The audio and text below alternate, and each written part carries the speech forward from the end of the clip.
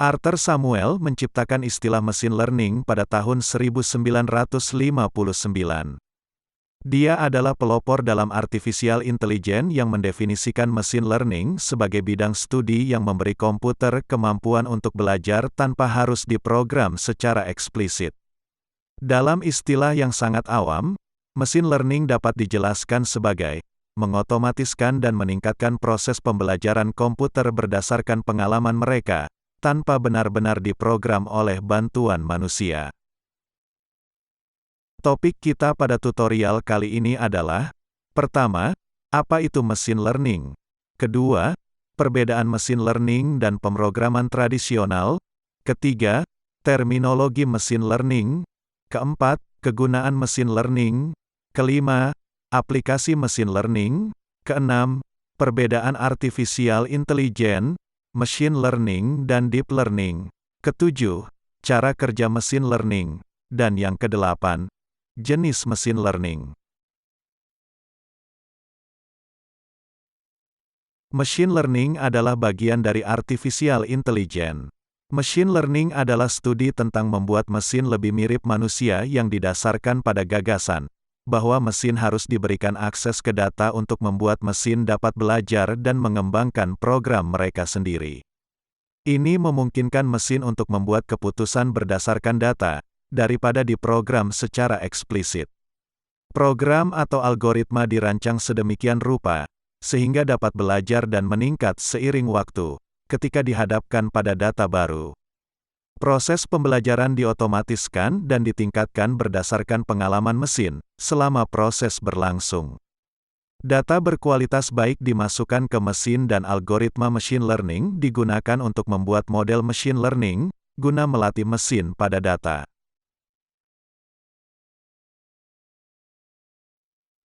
Dalam pemrograman tradisional, seorang programmer mengkodekan semua aturan dengan berkonsultasi kepada seorang ahli. Setiap aturan didasarkan pada landasan logis dan mesin akan mengeksekusi output mengikuti pernyataan logis. Ketika sistem tumbuh kompleks dan lebih banyak aturan yang harus ditulis, ini dapat dengan cepat menjadi tidak berkelanjutan untuk dipertahankan. Machine learning seharusnya mengatasi masalah ini. Ketika datang ke machine learning, data input bersama dengan output dimasukkan ke dalam mesin selama fase pembelajaran dan itu membuat program untuk dirinya sendiri. Programmer tidak perlu menulis aturan baru untuk setiap kali ada data baru. Algoritma akan beradaptasi sebagai respon terhadap data dan pengalaman baru untuk meningkatkan potensi dari waktu ke waktu. Misalnya, kita memiliki layar dengan resolusi 1280 piksel x 720 piksel. Lalu kita ingin menentukan sisi kiri dan sisi kanan layar. Jika pada pemrograman tradisional, kita akan menulis kode seperti berikut. If input kurang dari 640, output sama dengan kiri, else output sama dengan kanan. Sedangkan pada machine learning, pemrograman akan bekerja berdasarkan pada data. Perhatikan tabel data berikut. Input sama dengan 360, maka output sama dengan kiri. Input sama dengan 1200, maka output sama dengan kanan. Input sama dengan 900, maka output sama dengan kanan, dan seterusnya. Data ini kemudian akan diproses dengan algoritma machine learning, sehingga dapat menghasilkan model yang bisa digunakan untuk memprediksi input baru.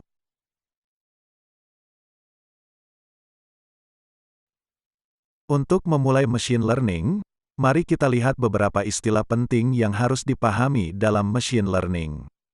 Berikut adalah beberapa terminologi dalam machine learning. Model. Model juga dikenal sebagai hipotesis. Model dalam machine learning adalah representasi matematis dari proses dunia nyata. Algoritma machine learning dan data pelatihan bersama membangun model machine learning. Fitur. Fitur adalah properti atau parameter yang terukur dari kumpulan data. Target. Nilai yang harus diprediksi oleh model machine learning disebut sebagai target atau label.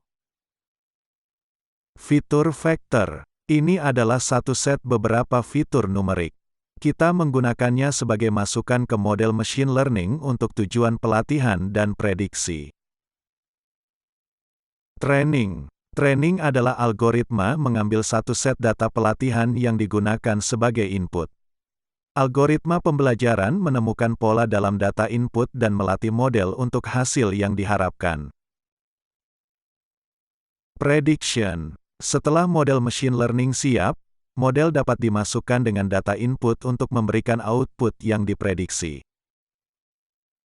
Overfitting. Ketika sejumlah besar data melatih model machine learning, model tersebut cenderung belajar dari kebisingan dan entry data yang tidak akurat. Di sini model gagal mengkarakterisasi data dengan benar. Underfitting. Ini adalah skenario ketika model gagal menguraikan tren yang mendasari dalam data input. Ini menghancurkan keakuratan model machine learning. Secara sederhana, model atau algoritma tidak cukup cocok dengan data.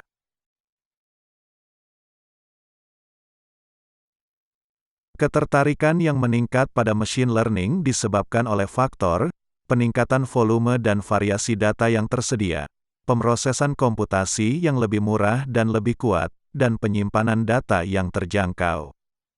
Semua hal ini memungkinkan kita secara cepat dan otomatis untuk menghasilkan model yang dapat menganalisis data yang lebih besar dan lebih kompleks, serta memberikan hasil yang lebih cepat dan akurat dalam skala yang sangat besar. Dengan membangun model yang tepat, kita memiliki peluang yang lebih baik untuk mengidentifikasi peluang yang menguntungkan atau menghindari resiko yang tidak diketahui. Berikut adalah alasan mengapa machine learning sangat penting. Peningkatan pembuatan data. Karena produksi data yang berlebihan, kita memerlukan metode yang dapat digunakan untuk menyusun, menganalisis, dan menarik wawasan yang berguna dari data. Disinilah machine learning masuk. Ini menggunakan data untuk memecahkan masalah dan menemukan solusi untuk tugas yang paling kompleks yang dihadapi oleh organisasi. Tingkatkan pengambilan keputusan. Dengan memanfaatkan berbagai algoritma, machine learning dapat digunakan untuk membuat keputusan bisnis yang lebih baik. Machine learning digunakan untuk meramalkan penjualan, memprediksi penurunan di pasar saham, mengidentifikasi resiko dan anomali. Mengungkap pola dan tren dalam data. Menemukan pola tersembunyi dan mengekstrak wawasan utama dari data adalah bagian terpenting dari machine learning. Dengan membangun model prediktif dan menggunakan teknik statistik, machine learning memungkinkan kita menggali di bawah permukaan dan menjelajahi data dalam skala menit. Memahami data dan mengekstrak pola secara manual akan memakan waktu berhari-hari, sedangkan algoritma machine learning dapat melakukan perhitungan seperti itu dalam waktu kurang dari 1 detik. Memecahkan masalah kompleks. Dari mendeteksi gen yang terkait dengan penyakit ALS yang mematikan, hingga membuat mobil yang dapat mengemudi sendiri, machine learning dapat digunakan untuk memecahkan masalah yang paling kompleks. Untuk memberi kita pemahaman yang lebih baik tentang betapa pentingnya machine learning, mari kita lihat beberapa aplikasi machine learning. Filter spam Google. Gmail menggunakan machine learning untuk menyaring pesan spam. Ini menggunakan algoritma machine learning dan pemrosesan bahasa alami untuk menganalisis email secara real-time dan mengklasifikasikannya sebagai spam atau non-spam. Mesin rekomendasi Netflix. Inti dari Netflix adalah mesin rekomendasinya yang terkenal. Lebih dari 75% dari apa yang kita tonton direkomendasikan oleh Netflix dan rekomendasi ini dibuat dengan menerapkan machine learning. Amazon Alexa. Alexa yang didasarkan pada pemrosesan bahasa alami dan machine learning adalah asisten virtual tingkat lanjut yang melakukan lebih dari sekedar memutar lagu di daftar putar. Alexa dapat digunakan untuk memesankan Uber, terhubung dengan perangkat IoT lain di rumah, bahkan melacak kesehatan kita. Fitur auto tagging Facebook. Logika di balik sistem verifikasi wajah DeepMind Facebook adalah machine learning. DeepMind mempelajari fitur wajah dalam gambar untuk menandai teman dan keluarga kita. Artificial intelligence, machine learning dan deep learning adalah istilah-istilah yang membingungkan kebanyakan orang. Jika kalian salah satunya, maka materi kali ini akan menjelaskannya. Artificial intelligence adalah konsep mesin yang lebih luas yang mampu melakukan tugas dengan cara yang lebih cerdas. Ini mencakup segala sesuatu yang memungkinkan komputer untuk berperilaku seperti manusia.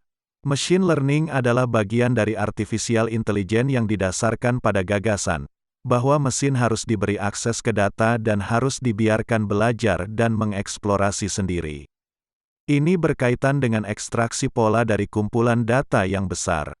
Deep learning adalah subset dari machine learning di mana algoritma machine learning serupa digunakan untuk melatih deep neural network untuk mencapai akurasi yang lebih baik dalam kasus-kasus di mana yang pertama tidak berkinerja sesuai standar. Artificial intelligence adalah payung yang lebih luas di mana machine learning dan deep learning datang. Dan kita juga dapat melihat dalam diagram, bahkan deep learning adalah bagian dari machine learning. Jadi ketiganya yaitu, artificial intelligence, machine learning dan deep learning hanyalah bagian dari satu sama lain.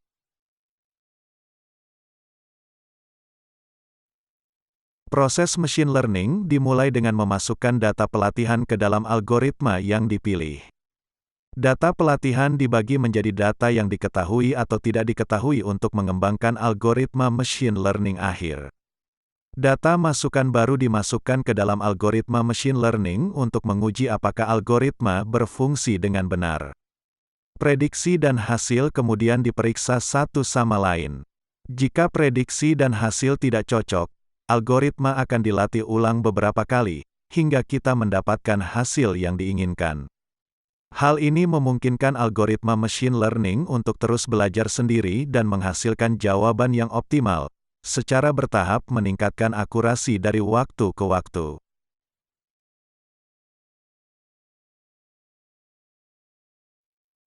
Machine learning dapat dibagi menjadi dua bidang utama, supervised learning dan unsupervised learning.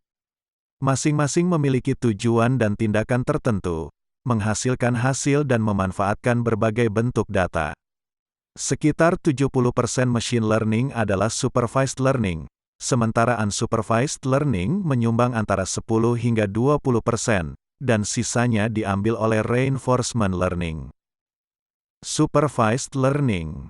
Dalam supervised learning, kita menggunakan data yang diketahui atau diberi label untuk data pelatihan. Data input melewati algoritma machine learning dan digunakan untuk melatih model.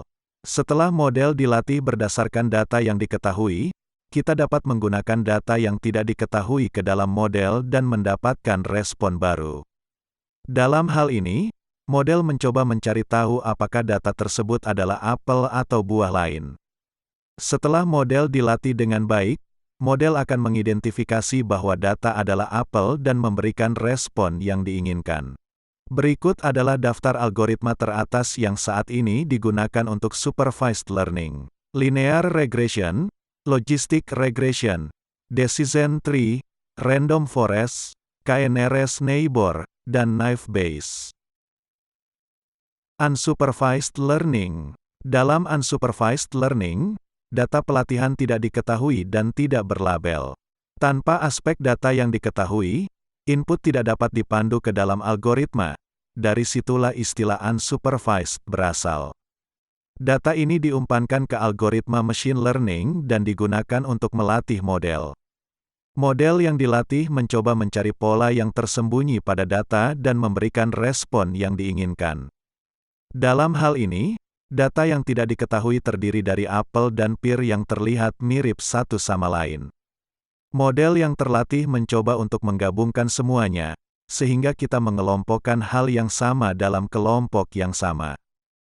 Berikut adalah daftar algoritma teratas yang saat ini digunakan untuk unsupervised learning. Hierarchical clustering, K-means clustering, principal component analysis, singular value decomposition, independent component analysis, a priori, ECLAT, dan FP growth. Reinforcement learning. Seperti jenis analisis data tradisional, Di sini algoritma menemukan data melalui proses coba-coba dan kemudian memutuskan tindakan apa yang menghasilkan imbalan yang lebih tinggi. Tiga komponen utama yang membentuk reinforcement learning adalah agen, lingkungan, dan tindakan. Agen adalah pembelajar atau pembuat keputusan, lingkungan mencakup segala sesuatu yang berinteraksi dengan agen, dan tindakan adalah apa yang dilakukan agen. Reinforcement learning terjadi ketika agen memilih tindakan yang memaksimalkan imbalan yang diharapkan selama waktu tertentu. Ini paling mudah dicapai ketika agen bekerja dalam kerangka kebijakan yang baik. Jadi, dengan ini kita sampai di akhir dari tutorial tentang pengenalan machine learning. Jika kalian memiliki pemikiran untuk dibagikan, silakan tulis di kolom komentar. Nantikan lebih banyak video tutorial berikutnya.